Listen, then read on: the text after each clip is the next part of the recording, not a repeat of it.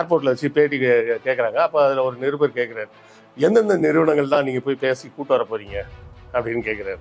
அப்போ தெளிவாக அவர் சொல்கிறார், அதெல்லாம் வெளியே சொல்ல முடியாது. இல்லை அதுக்கு ஒரு வெள்ளை அறிக்கை விட வேண்டியது தானே. பெரிய அறிவாளிங்க உடனே அந்த வெள்ளை அறிக்கைனா என்னன்னு கூட இவங்களுக்கெல்லாம் தெரியாது. ஒரு வெள்ளை அறிக்கை விட வேண்டியது தானே, ஏன் விட மாட்டீங்க, எதிர்கட்சியில் எல்லாரும் கேட்குறாங்கல்ல. அப்போதான் அவர் தெளிவாக சொன்னார். இப்போ நம்முடைய முதலமைச்சர் வெளிநாடு போகிறார், அமெரிக்கா போகிறார், நிறைய முதலீடுகளை ஈர்த்து வர போறார், 10 லட்சம் கோடி முதலீடை உள்ள கொண்டு வர போறாங்க. ஒரு மாநில முதலமைச்சர் இதெல்லாம் செய்ய முடியுமா? இதெல்லாம் ஓவரா இருக்குது. ஒரு ஏதோ பொய் சொல்றாரு, ஒரு ட்ரீட்மெண்ட்டுக்காக வெளிநாட்டுக்கு போறாரு, அதை மறைச்சு இந்த மாதிரி முதலீடுலாம் சொல்லிட்டு இருக்கிறாங்க அப்படிலாம் விமர்சனங்கள் வருது இல்லை, எப்படி பார்க்குறீங்க? அதாவது இந்தியா இன்னைக்கு பேசிக்கிட்டு இருக்கக்கூடிய விஷயங்களை பூரா நாம ஒரு 30 வருஷம் 40 வருஷம் 20 வருஷம் முன்னாடியே எல்லாம் செஞ்சு முடிச்சாச்சு. இப்பதான் மோடிஜி என்ன சொல்லிட்டு இருக்கிறாரு, நாங்க எல்லாருக்கும் உங்களுக்கு கேஸ் அடுப்பு ஃப்ரீயா தரேன் அப்படின்னு இருக்காரு. ஜெயலலிதா காலத்துல 2 லட்சம் கோடின்னு சொன்னாங்களே, அது வந்து MOU கிடையாது, அது வந்து ப்ரொபோசல். இதை நீங்க செய்ய முடியுமா பாருங்க அப்படின்னு. சரிங்க நாங்க பாக்குறோம் அப்படின்னு வாங்கிக்கிறது, அவ்வளவுதான். இது MOUன்றது வந்து மெமரண்டம் ஆஃப் அண்டர்ஸ்டாண்டிங். அப்படின்னா ஒரு பக்கம் ஊப்பி வளருது, மாப்பி வளருதுன்றாங்க, இந்த பக்கம் எதுவுமே வளரல அப்படின்னு சீமானை போன்றவர்கள், அண்ணாமலை போன்றவர்கள் சொல்றாங்க. நீங்க நகரங்களை இப்பதான் உருவாக்க ட்ரை பண்ணிக்கிட்டு இருக்கீங்க. இங்க எல்லாமே நகரங்கள் தான் இருக்கு. 73 தமிழ்நாடு பாடநூல் திட்டத்துல 8ஆம் கிளாஸ்ல கம்ப்யூட்டர் கொண்டு வந்துட்டாரு. எங்க மாமா சித்தப்பா அத்தை மாதிரிலாம் எல்லாம் டைப்ரைட்டிங் இன்ஸ்டியூட்ல போய் டைப்பிங் படிச்சுட்டு இருந்தாங்க. கலைஞரே ஆட்சியில தொடர்ந்து இருந்திருந்தாருன்னா என்ன இருக்கும், எல்லாரும் கம்ப்யூட்டர் சென்டருக்கு போய் ப்ரோக்ராமர் ஆயிருப்பாங்க, எல்லாம் அமெரிக்கா போயிருப்பாங்க. எங்க மாமா அத்தையெல்லாம் போறதுக்கு பதிலா 96 to 2000, அப்புறம் 2005ல இருந்து 2010 அந்த பீரியட்ல கலைஞர் செஞ்சது தானே தவிர இந்த மாதிரிலாம். அரண்சை நண்பர்களுக்கு வணக்கம். அரண்சை ஊடகம் சுயேட்சையாக இயங்குவதற்காகவே உருவாக்கப்பட்டது. நாம் செய்கிற வேலை உண்மையிலேயே மக்களுக்காக செய்கிறோம் என்பதை நீங்கள் நம்பினால், வாய்ப்பு இருந்தால் இந்த ரேசர் பே QR கோடுக்குள்ளே நீங்கள் வந்து அதை ஸ்கேன் பண்ணி எங்களுக்கு உங்களால் இயன்றதை விருப்பம் இருந்தால் ஆதரவு தெரிவிக்கலாம். அரண்சை நேயர்களுக்கு வணக்கம். நான் மதநெறி விலகன். இன்றைய நம்ம சிறப்பு விருந்தினர் ஆய்வாளர் கிருஷ்ணவேல் அவர்கள். நிறைய விஷயங்கள் விவாதிக்க இருக்கிறோம், அவரை வரவேற்கலாம். வணக்கம் தோழர். வணக்கம். வணக்கம். இப்போ நம்முடைய முதலமைச்சர் வெளிநாடு போகிறார், அமெரிக்கா போகிறார், நிறைய முதலீடுகளை ஈர்த்து வர போறார், 10 லட்சம் கோடி முதலீடை உள்ள கொண்டு வர போறாங்க அப்படின்னு ஒரு செய்தி. இப்போ ஏற்கனவே வந்து முதலீட்டாளர் மாநாடுலாம் வந்து நடத்தியிருந்தாங்க. அதில் ஓரளவு முன்னேற்றமும் இருக்குது அப்படின்னும் பேசப்படுது. ஆனால் அதீதமாக இது சொல்லப்படுது, 10 லட்சம் கோடிங்கிறதெல்லாம் ஓவரு. ஜெயலலிதா வந்து 2 லட்சம் கோடின்னு சொன்னாங்க, வரவே இல்லை. நம்ம பிரதமரே வந்து எவ்வளவோ நாடுகளுக்கு சுற்றுப்பயணம் போய் பார்த்தாரு, யாருமே வரல.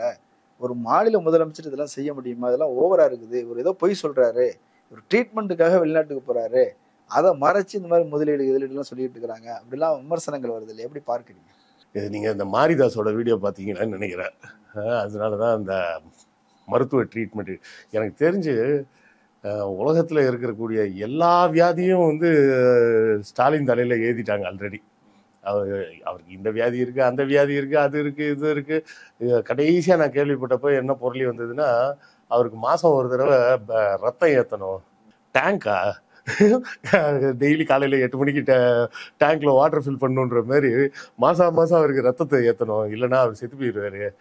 அதாவது இவர்களுக்கெல்லாம் நோக்கம் என்ன அப்படின்னா, திமுக எப்படியாவது இல்லாமல் போயிடணும். அதுக்காக தொடர்ச்சியாக இது மாதிரி எதையாவது ஒன்று கிளப்புறது தான் வேலை.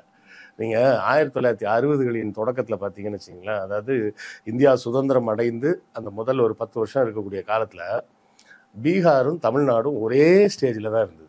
ஒன்றும் பெரிய வித்தியாசம்லாம் இல்லை. இன்னும் சொல்லப்போனால் கடைசியிலேருந்து 2வது இடத்துல தமிழ்நாடு இருந்தது, கடைசியிலேருந்து 3வது இடத்துல பீகார் இருந்தது. பீகாரை விட ஒரு படி நம்ம கீழே தான் இருந்தோம், சரியா? ஆனால் இன்னைக்கு எங்கே இருக்கிறோம் அப்படின்னு கேட்டிங்கன்னா, முதல்ல இருந்து 2வது இடத்துல இருக்கிறோம். தொழில் வளர்ச்சின்னு மட்டும் இல்லை, ஓவராலாக எல்லா வளர்ச்சியிலுமே, மனிதவள குறியீடு, எல்லா பெண்களோட கல்வி எல்லாம் எக்ஸெட்ரான்னு எடுத்தீங்கன்னா எல்லா இடத்துலையும் நாம தான் வந்து முதல்ல இருந்து ஒன்று முதலிடம் இல்லை 2வது இடம், இல்லை முதலிடம் இல்லை 2வது இடம், அப்படிதான் நம்ம இருக்கிறோம்.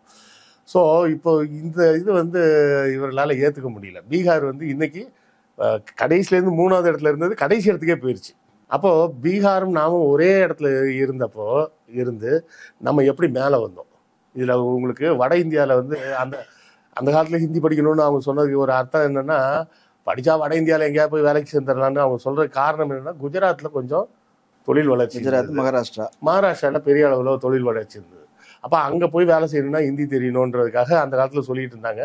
ஆனால் அந்த ஹிந்தி தேவைப்படாமையே நாம் டெவலப் ஆகிட்டோம் அப்படிங்கிறது தான் முக்கியம். இப்போ என்னென்னா வட இந்தியாவில் எல்லாருக்கும் என்ன சொல்கிறாங்கன்னா, அதை வந்து இப்போ தான் சென்னையிலேருந்து வந்திருக்கிறான்டா, அவங்க கூட கொஞ்சம் தமிழ் கிமிழ் பேசி கற்றுக்கோ, அங்கே போய் வேலை பார்க்குறதுக்கு ஏதாவது யூஸ் ஆகும் அப்படின்னு சொல்லி தான் உத்தரப்பிரதேசம், ராஜஸ்தான் எல்லா மாநிலத்திலையும் சொல்லிட்டு இருக்கிறாங்கன்ற லெவலுக்கு நம்ம டெவலப் ஆகிருக்கிறோம். இந்த மாற்றம் இந்த 60களில் இருந்து இன்னைக்கு சுமார் ஒரு அந்த பக்கம் ஒரு 40 வருஷம், இந்த பக்கம் ஒரு 20 வருஷம் வச்சுங்க. இந்த 65 ஆண்டுகளில் இந்த மாற்றம் எப்படி செய்யப்பட்டது, இந்த மாற்றம் எப்படி உருவானது?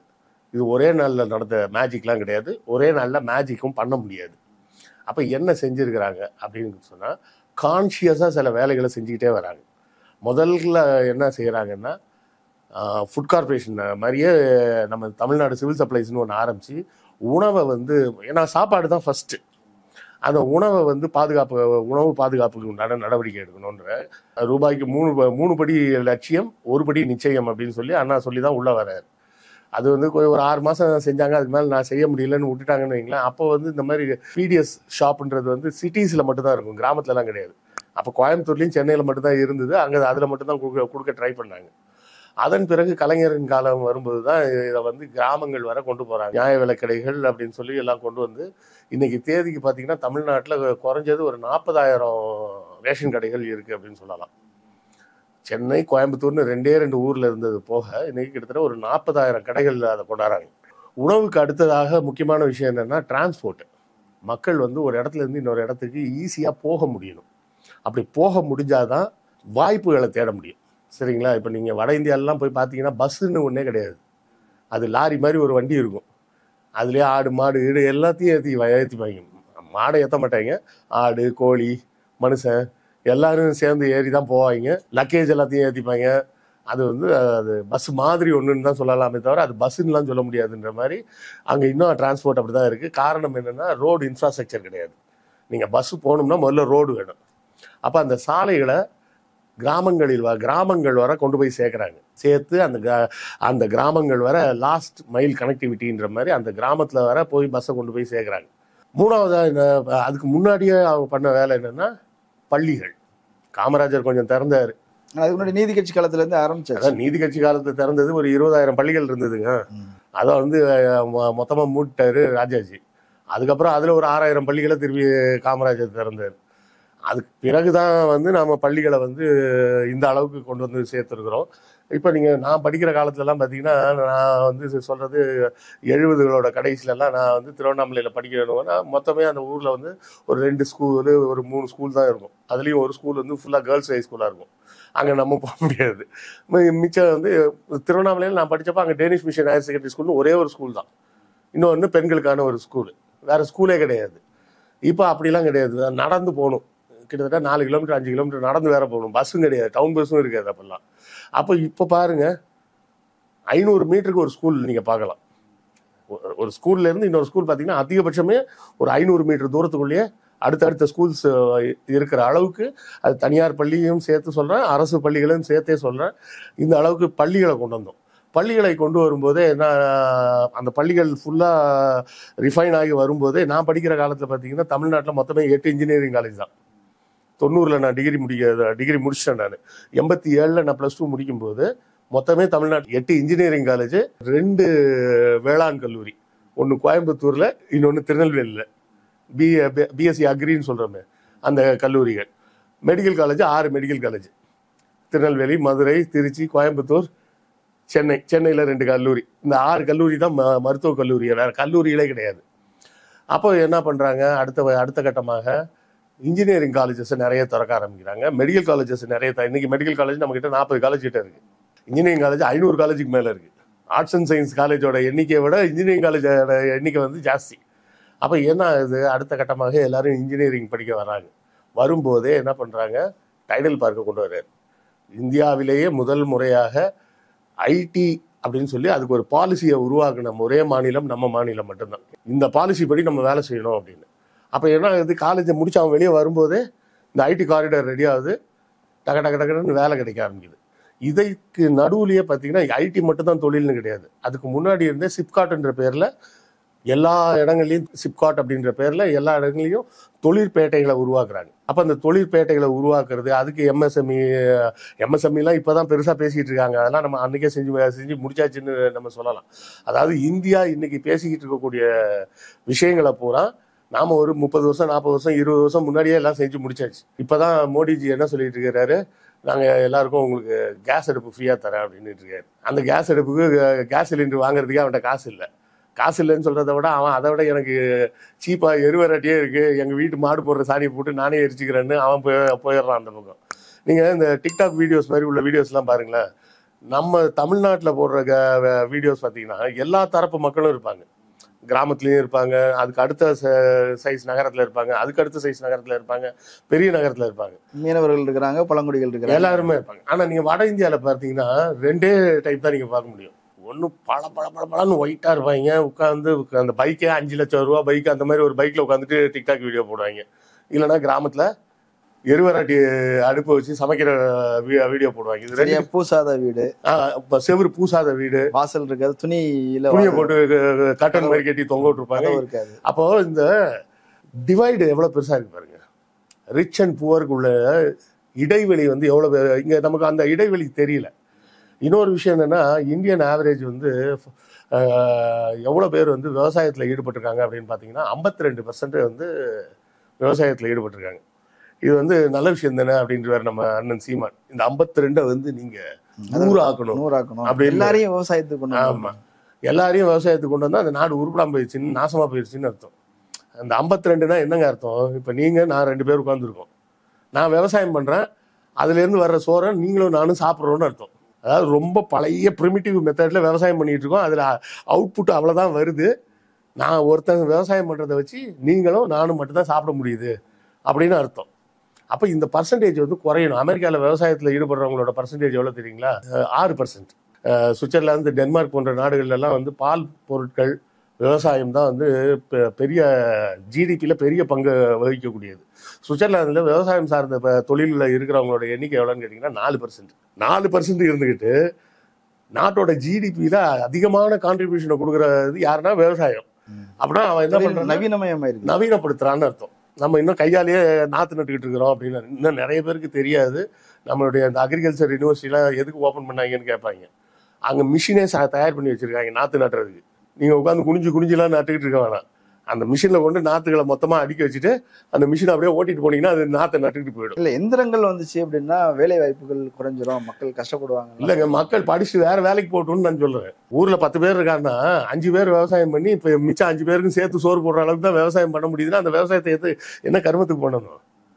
அந்த ஊரில் 10 பேர் இருக்கானா ஒருத்தன் விவசாயம் பண்ணிட்டோம், அதில் வர்ற ப்ரொடியூஸில் மிச்சம் எல்லாரும் சாப்பிட்ற அளவுக்கு அதில் உற்பத்தி வந்ததுன்னா இந்த 9 பேர் வேற வேலை பார்ப்பான், பொருளாதாரம் உயரும். ஒரு பங்கு வருமானங்கிறது 10 பங்கு வருமானமாக மாறும், வருமானம் ஜாஸ்தியாகும். இப்போ நீங்கள் யோசிச்சு பாருங்களேன், முன்னாடிலாம் ஆட்டோவில் நம்ம போகிறோன்னு வைங்களேன், ஸ்டாண்டுக்கு போய் கேட்டோம்னா 200 ரூபா தரீங்களா, 250 கொடுங்க, அங்கேருந்து ரிட்டர்ன் சும்மா தான் வரணும் அப்படின்னா 1000 கதை சொல்லுவாங்க. இப்போ இந்த ஆப்லாம் வந்ததுக்கப்புறம் பாருங்கள், யாரும் ரிட்டர்னை பற்றி கவலையப்படுறது இல்லை. இப்போ கூட உங்கள் அலுவலகத்துக்கு வரும்போது ஒரு ஆட்டோவில் தான் வந்தேன். முன்னாடிலாம் ஆட்டோவில் வந்தோம்னா என்ன பண்ணுவாங்க, நம்மளை இறக்கி விட்டு அவன் போயிடுவான். இவர் இறக்கி விட்டு போகல, அங்கேயே உட்காந்துக்கிட்டாரு. உட்காந்து யூடியூப்ல ஒரு பாட்டை போட்டு உட்காந்துக்கிட்டாரு. ஏன்னா அடுத்த சவாரி இங்கே பிக்கப் ஆகிடும், பிக்கப் பண்ணிட்டு போயிடலாம் அப்படின்னு. அப்போ தொழில்நுட்பம் வந்து என்ன பண்ணோம்னா, உங்களுக்கு நீங்கள் ஏற்கனவே செய்யக்கூடிய வேலையை இன்னும் எளிமையாக செய்யறதுக்கு உண்டான வழிமுறையை தான் கொடுக்கும். இது புரியாமல் நிறைய பேர் என்ன சொல்லுவாங்கன்னா, அந்த டெக்னாலஜி வந்துச்சுன்னா இது வீணாக போயிடும், இது வந்தால் அது வீணாக போயிடும்பாங்க. இப்போ இந்த ஆட்டோ டிரைவருங்களே எடுத்துங்க, கேப் டிரைவர்ஸ் எடுத்துங்க, என்ன பண்ணுறாங்க, இறக்கி விட்டுட்டு அந்த வீட்டு வாசலில் நிற்காம கொஞ்சம் தள்ளி போய் நிப்பாட்டிக்கிறாங்க. ஒரு நிழலில் நிப்பாட்டிட்டு ஒரு பாட்டு கேட்டு கேட்கறது, ஏதாவது ஒன்று பண்ணிட்டு உட்காந்துருக்கிறாங்க. டக்குனு அடுத்த 5 நிமிஷத்தில் இன்னொரு பிக்கப் வந்துடுது, வண்டி எடுத்துகிட்டு போயிடுறாங்க. முன்னாடிலாம் அப்படி இருக்காது. பார்த்தீங்கன்னா இந்த ஆட்டோ டிரைவருக்கு அந்த ஆட்டோ ஸ்டாண்ட்லேயே உட்காந்து கதை பேசிட்டே இருப்பாங்க, ஆடு புள்ளி ஆட்டோ விளையாடிட்டு இருப்பாங்க, தாயக்கட்டை விளையாடிட்டு இருப்பாங்க, ஏதாவது ஒன்று பண்ணிட்டு சும்மாவே உட்காந்துருப்பாங்க. அன்னைக்கு தேதிக்கு ஏதோ ஒரு 2 சவாரி 3 சவாரி வந்துச்சு, 300 1000 ரூபா தேத்திட்டோன்ற மாதிரி. அப்போ டெக்னாலஜியை டெவலப் பண்ணணுன்றது தான் முக்கியமான விஷயம். அதைத்தான் நாம் இந்த 60-70 ஆண்டுகளாக செஞ்சுருக்கிறோம். இதில் வந்து நம்ம தலைவர் ஸ்டாலின் அவர்கள் வந்து பார்த்தீங்கன்னா 10 லட்சம் கோடி கொண்டு வர போகிறேன் அப்படின்னு சொல்லியிருக்காரு. அப்படின்றது வந்து இதுக்காக திட்ட கமிஷன் ஒன்று நியமிச்சிருக்கிறார். அந்த திட்ட கமிஷனில் யாரெல்லாம் வச்சிருக்கிறாரு அப்படின்னு பார்த்தீங்கன்னா, மிகப்பெரிய பொருளாதார நிபுணராகிய ஜெயரஞ்சன் அவர் தான் துணைத் தலைவர். தலைவர் வந்து முதல்வர் தான் தலைவர், துணைத் தலைவராக அவர். அந்த ஆலோசனை குழுவில் ஒருத்தர் இருக்கிறார், அவர் பேர் சுரேஷ் சம்பந்தம்னு பேர். அவர் வந்து ஒரு பன்னாட்டு நிறுவனம் வச்சு நடத்திக்கிட்டு இருக்காரு தமிழ்நாட்டிலேயே. அதாவது இந்த பேக் ஆஃபீஸ் ப்ராசஸ் அப்படின்னு சொல்லுவாங்க. அதாவது வெளிநாடுகளில் இருக்கக்கூடிய நிறுவனங்களுக்கு தேவையான அந்த அலுவலகத்தோட டாக்குமெண்டேஷன் ஒர்க்கெல்லாம் இங்கேருந்தே இவங்க ஆட்கள் பண்ணி அனுப்புவாங்கன்ற மாதிரி ஒரு பெரிய நிறுவனம் வச்சிருக்கிறாரு. அதில் நூற்றுக்கணக்கான பேர் வேலை பார்க்குறாங்க. அவர் வந்து அந்த நிறுவனத்தை எந்த அளவுக்கு சரி பண்ணிட்டாருன்னா, அவர் ஆஃபீஸ்க்கு போகாமையே ஆஃபீஸ் ஒழுங்காக நடக்கும். 400 பேரும் அவன் வந்து டெய்லி வேலையை ஒழுங்காக பார்த்துட்டு போவான்ற அளவுக்கு. இப்போ அவரை வந்து இந்த குழுவில் மெம்பராக போட்டிருக்காங்க. அவர் வந்ததுக்கு பிறகு தான் அவர் தான் வந்து முதல்ல இந்த விஷயத்த சொன்னது. யார்? முதல்வர்கிட்ட போய், ஐயா நம்ம பொருளாதாரத்தை 1 ட்ரில்லியனா நம்ம கொண்டு போகணும். 1 ட்ரில்லியன்லாம் சாத்தியமே கிடையாது அப்படின்னு. அது எப்படி சாத்தியம்ன்றது தான் அவர் தான் சிம்பிளாக சொன்னார். யார்? சுரேஷ் சம்பந்தம் தான். இப்போ நம்ம தமிழ்நாட்டில் எத்தனை பிராண்ட் இருக்குது அப்படின்னு பார்த்தோம்னா ஒரு 5 பிராண்டு இருக்குது. நம்ம தமிழ்நாட்டையே மையமாக கொண்ட நிறுவனங்களாக எடுத்தோம்னா ஒரு 5 பெரிய பிராண்டு மாதிரி இருக்குன்னு சொல்லலாம். இந்த 5 பிராண்டை 500 பிராண்டாக மாற்றிட்டோம்னா இப்போ நம்ம ஏற்கனவே 3 மில்லியனுக்கு நம்ம பொருளாதாரம் வந்துருச்சு, 3 மில்லியனுக்கு வந்துருச்சு. இது 500 பங்கு 100 பங்கு ஜாஸ்தி ஆகிட்டீங்கன்னா அப்படியே இந்த 3 மில்லியன் வந்து 1 ட்ரில்லியனாக மாறிடும். ஸோ நிறைய பிராண்டு உள்ளே வரணும். அப்போ அந்த பிராண்டில் இப்போ முதல்லலாம் பார்த்தீங்கன்னா சென்னைக்கு நான் வந்த புதுசுலலாம் வேலையே கிடைக்காது. நான் 90லேயே வந்துட்டேன். இல்லை, அந்த காலமே வேலையில்லா திண்டாட்டம் அதிகமாக இருந்தது. இல்லை, வேலை கிடைக்காதுன்னா என்ன விஷயம்னா வேற தொழிலே கிடையாது. அப்போ வேலைக்கு வந்து சென்னைக்கு வந்துட்டு நான் டிகிரி படிச்சிருக்கேன், எனக்கு ஏதாவது ஒரு வேலை கொடுங்க அப்படின்னு சொன்னால் கணக்கில் தெரியாமாங்க. டைப் அடிக்க தெரியுமான்னு கேட்பாங்க. டைப் அடிக்க தெரியும்னு சொன்னால் டைப்பிஸ்ட் வேலைக்கு போ அப்படிம்பாங்க. பிகாம் ஏதாவது படிச்சிருக்கா, அக்கௌண்டன்சி தெரியுமா, தெரிஞ்சா கணக்கில் அப்படிம்பாங்க. அதுவும் தெரியாது இதுவும் தெரியாது அப்படின்னு சொன்னோம்னா மெடிக்கல் ரெப்பா வேணா போ அப்படிம்பாங்க. இந்த 3 தவிர வேற வேலையே கிடையாது 90ல் நான் சென்னைக்கு வரும்போது. ஆனால் 2000க்கு அப்புறம் எப்படி மாறுது அப்படின்னு பார்த்தீங்கன்னா, இங்கே ஒன்றும் படிச்சிட வேணாம், கொஞ்சம் இங்கிலீஷ் பேச தெரிஞ்சால் போதும். இப்போ இங்கிலீஷ் கூட பேச தெரிய வேணாம், பேச தெரிஞ்சால் போதும். நீங்கள் நம்ம அம்பத்தூர் எஸ்டேட் இருக்கு பார்த்தீங்களா, அந்த பக்கம் போய் பாருங்கள். ஒரு 10-15 கம்பெனி பில்டிங் வாசலில் பேனர் வச்சுருக்காங்க. 8 மணி நேரம் ஷிஃப்ட்டு, நாங்களே பிக்கப்பு நாங்களே ட்ராப்பு, நைட் ஷிஃப்டாக இருந்தால் நைட்டு சாப்பாடு உண்டு, குறைஞ்ச சம்பளம் 15,000 ரூபாய், தகுதிக்கு ஏற்றார் போல் மேற்கொண்டு சம்பளம். பேப்பரில் விளம்பரம் கொடுத்தா போர் அடிச்சு போச்சு. தொடர்புக்கு இந்த நம்பருக்கு கான்டாக்ட் பண்ணுங்க. நாங்கள் வந்து புதுசில் எப்படி செக்யூரிட்டிலே உள்ள விட மாட்டோம், இங்கெல்லாம் வேலை இல்லை போ அப்படின்ட்டுருவோம். இப்போ நம்ம பீகாரில் உள்ளவங்களை கூப்பிடுறோம், ஊபியில இருந்து வர்றாங்க, ஒரிசால இருந்து வர்றாங்க, வெஸ்ட் பெங்கால் இருந்து வர்றாங்க. அவங்கெல்லாம் வர்றது வந்து லேபர் ஒர்க்குக்கு வராங்க. ரைட். இப்போ நம்ம அவ்வளோ பேருக்கு வேலை கொடுக்குற அளவு வளர்ந்து. ஆமாம், ஏன்னா அந்த லேபர் ஒர்க்லாம் இப்போ பண்ணுறதுக்கு நம்மள்ட்ட ஆள் கிடையாது. அதை வந்து நிறைய பேர் முட்டாள்தனமாக பேசுது, அவன் வந்து இங்கே இருக்க வேலையெல்லாம் பிடிங்கிட்டான் அப்படின்னு. அந்த வேலையெல்லாம் செய்யறதுக்கு இங்கே ஆள் இல்லைன்ற அளவுக்கு நம்ம பொருளாதாரத்தை வசதிட்டோம். எங்கள் வீட்டில் ஒரு அக்கா வந்து மெய்டாக ஒர்க் பண்ணிட்டு இருந்தாங்க. அவங்களுக்கு 2 பொண்ணுங்க. ஒரு பொண்ணு இன்ஜினியர், இப்போ 30,000 சம்பாதிக்கிறாங்க. இன்னொரு பொண்ணு எம்ஏ படிச்சுட்டு எம்ஏ ப்ளஸ் எம்ஏ ஏதோ ஒரு டிப்ளமோ கோர்ஸ் முடிச்சுட்டு ஒரு தனியார் கம்பெனியில் 20,000 ரூபா சம்பளம் வாங்குறாங்க. இப்போ அடுத்த வாரம் வெள்ளிக்கிழமை அந்த பெரிய பொண்ணுக்கு கல்யாணம், கண்டிப்பாக வரணும் அங்கிள் அப்படின்னு வந்து சொல்லிட்டு போயிருக்குது. ஏன்னா அது ஸ்கூல் படிக்கிற காலத்துலேருந்து எங்கள் வீட்டில் வந்து விளையாடிட்டு இருக்கோம். முதல்ல அந்த அம்மா வேலைக்கு தான் கூப்பிட்டு வந்தது, நான் தான் திட்டி விட்டுறேன், இந்த வேலைக்கு கூப்பிட்டு வர வேலை வச்சுக்கூடாது, வந்தால் விளையாடிட்டு இருக்கட்டும், வேலையை வேணா நீ பாரு அப்படின்னு சொல்லிட்டு சொன்னதுக்கப்புறம் தான் அந்த அம்மா படிப்பு.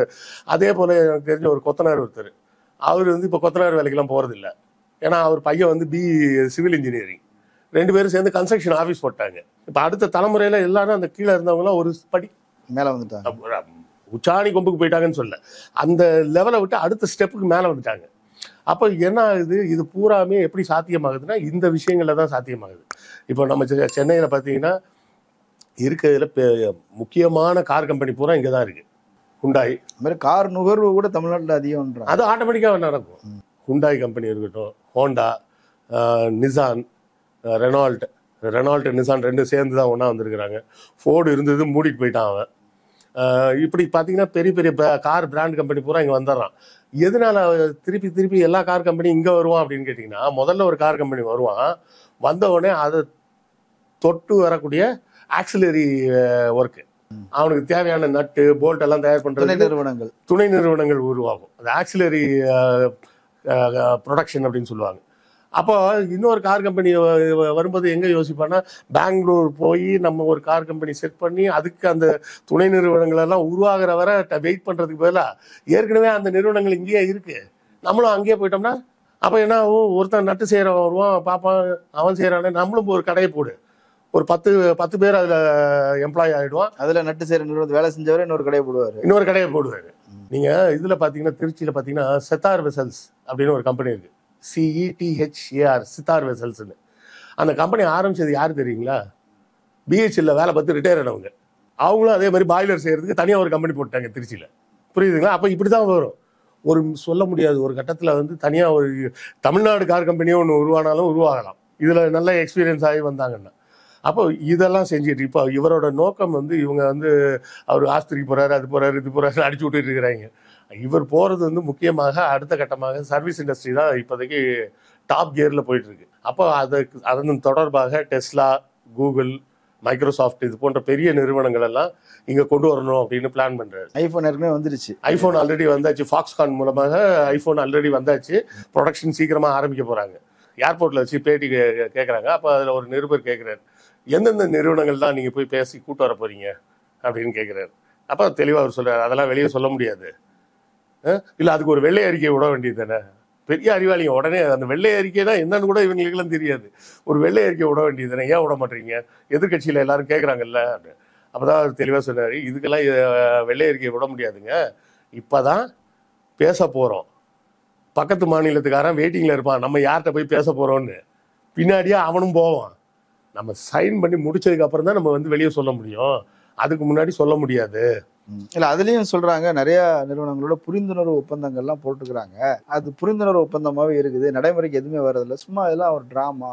MOUன்னு ஒன்று சைன் பண்ணிட்டாங்கன்னா வந்துடும். ப்ரொப்போசல் கொடுத்தா வராது. ஜெயலலிதா காலத்தில் 2 லட்சம் கோடின்னு சொன்னாங்களே, அது வந்து MOU கிடையாது, அது வந்து ப்ரொப்போசல். இதை நீங்கள் செய்ய முடியுமா பாருங்க அப்படின்னு. சரிங்க நாங்கள் பார்க்குறோம் அப்படின்னு வாங்கிக்கிறது, அவ்வளோதான். இது MOUன்றது வந்து மெமரண்டம் ஆஃப் அண்டர்ஸ்டாண்டிங். அப்படின்னா 2 பேருக்குமான ஒரு ஒப்பந்தம். அது நான் வந்து ஒரு கம்பெனியாக நான் என்னெல்லாம் செய்யணும், எவ்வளோ இன்வெஸ்ட் பண்ணணும், எந்த மாதிரி இடத்துல நான் போடணும், நான் ஒரு அரசாங்கமாக உனக்கு நான் என்னெல்லாம் செய்யணும், எந்த இடத்துல வந்து ஒரு உனக்கு இடம் தரணும், அந்த இடத்துக்கு தனியாக பவர் சப்ளை ரெடி பண்ணி கொடுக்கணும், சாலைகள் அமைச்சு கொடுக்கறது, இந்த விஷயங்கள் எல்லாம், இதை மாதிரி விஷயங்களை தான் MOUன்னு சொல்கிறது. அப்போ இதன் மூலமாக இப்போ ஒரு 10 லட்சம் கோடிக்கு அவரால் கொண்டு வர முடியுது அப்படின்னு சொன்னால், ரொம்ப கம்மியாக வச்சா கூட ஒரு 10 லட்சம் பேருக்காவது வேலை கிடைக்கும். அப்போ இந்த வேலைகள் பூராமே எல்லாம் டெக்னாலஜி சம்மந்தப்பட்ட ஒர்க்கு.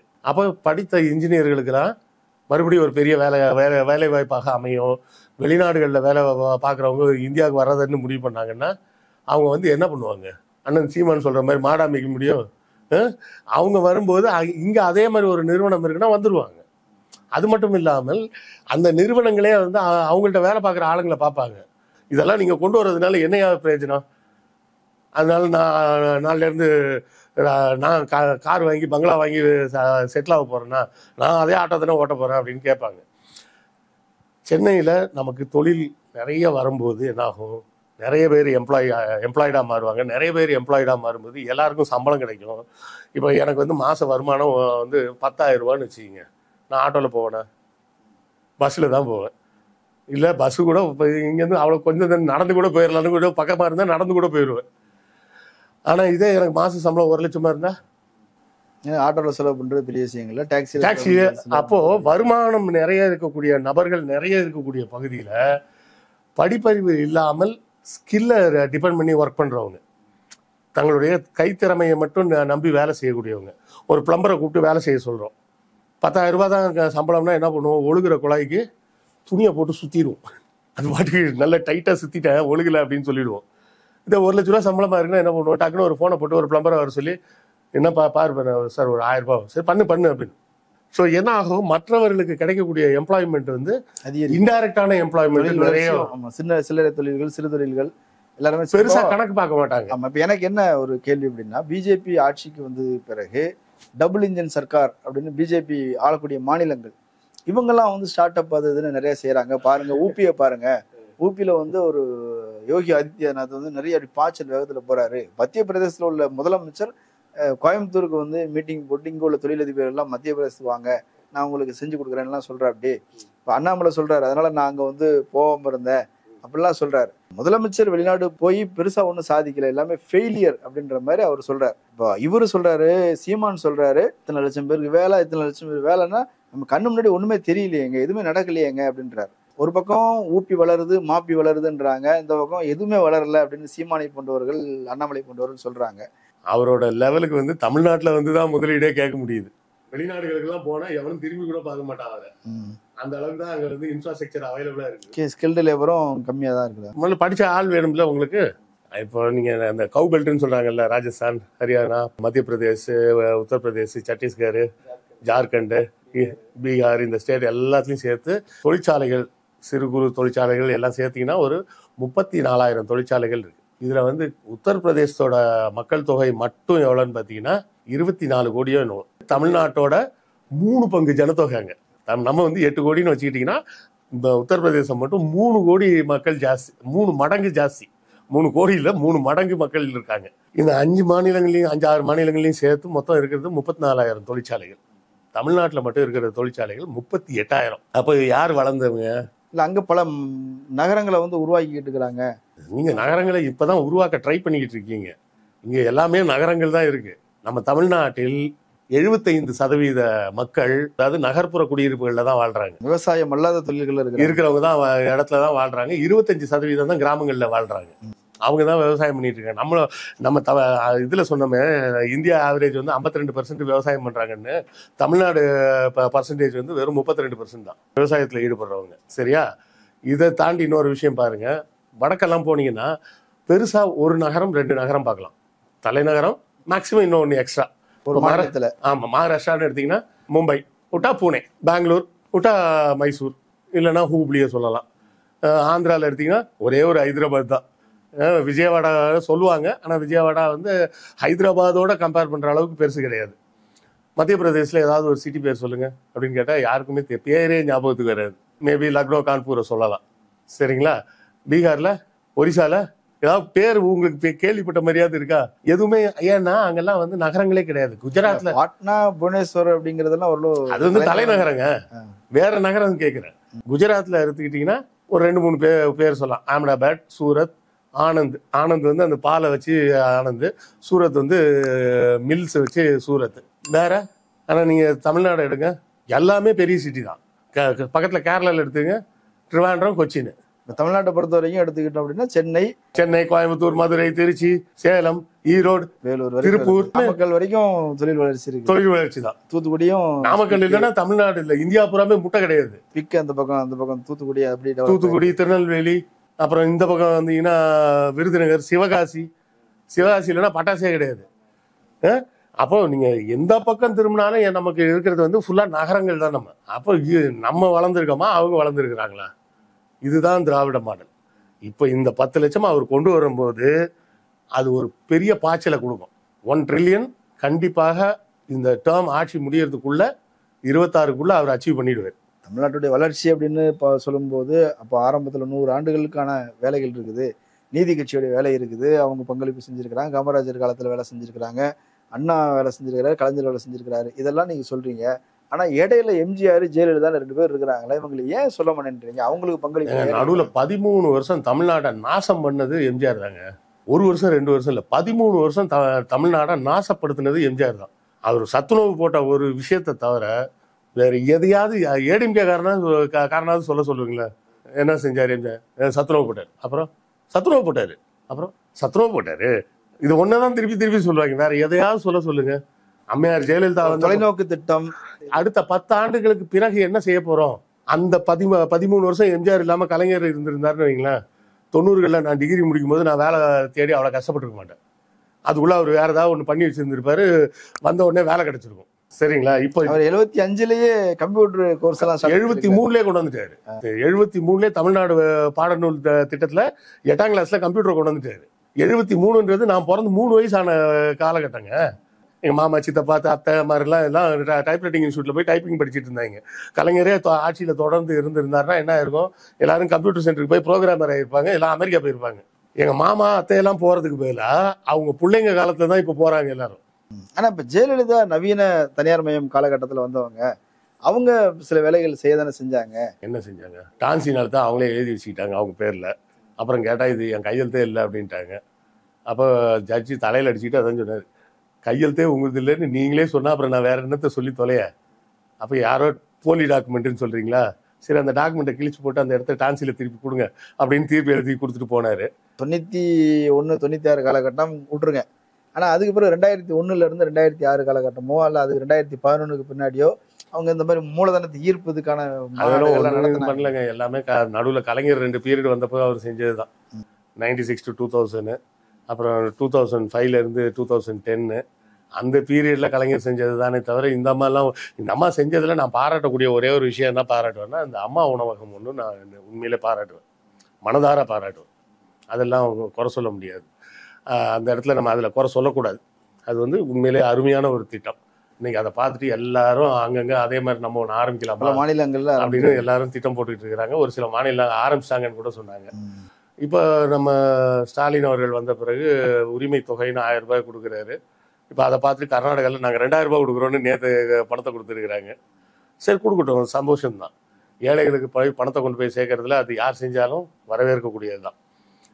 அம்மா இருந்த காலத்தில் ஒரு 3 விஷயத்துக்கு பெரிய தடையாக இருந்தாங்க. உணவு பாதுகாப்பு திட்டம், அப்புறம் இந்த உதய் மின் திட்டம், அப்புறம் நீட். இந்த 3க்கும் கையெழுத்து போட மாட்டேன்னாங்க. ஹாஸ்பிட்டலில் படுக்க வச்சு இவங்களே போய் கையெழுத்து போட்டு வந்துட்டாங்க 3 பேரும். எடப்பாடியார், ஓபிஎஸ், மாஃபா பாண்டியன் 3 பேர் தான் போய் கையெழுத்து போட்டு கொடுத்துட்டு வந்தது. அப்படி தான் மொத்தமாக தமிழ்நாடு அடகு வச்சாங்க. அடகு வச்சுட்டு வந்து இறங்கினோடனே ஏர்போர்ட்டில் வச்சே மாஃபா பாண்டியன் பேட்டி கொடுத்தாரு. நீட்டுக்கு எதிராக நாங்கள் போராடுவோம்னு. 10 நிமிஷம் முன்னாடி தானே கையெழுத்து போட்டீங்க, அதுக்குள்ளே எப்போ மாற்றினீங்க அப்படின்னு தான் நம்ம கேட்க வேண்டிய சூழலில் தான் நம்ம மக்களை வச்சிருக்கிறாங்க. ஸ்டாலினுடைய இந்த பயணம் என்பது நிச்சயமா வெற்றியை தரும் அப்படின்னு கண்டிப்பாக வெற்றியை தரும். உங்களுடைய கருத்துக்களை சொல்லியிருக்கிறீங்க. மாநிலத்தின் வளர்ச்சி அப்படின்றது தான் எல்லாருக்குமான வளர்ச்சியா இருக்க முடியும்னு நினைக்கிறேன். அந்த வகையில் உங்களுடைய கருத்துக்கள் மிகவும் பயனுள்ளதாக இருந்தது. கலந்து கொண்டு கருத்துக்களை பகிர்ந்ததுக்கு நன்றி. நன்றி. நேரில் மற்றொரு விருந்தினருடன் மீண்டும் சந்திக்கலாம். நன்றி.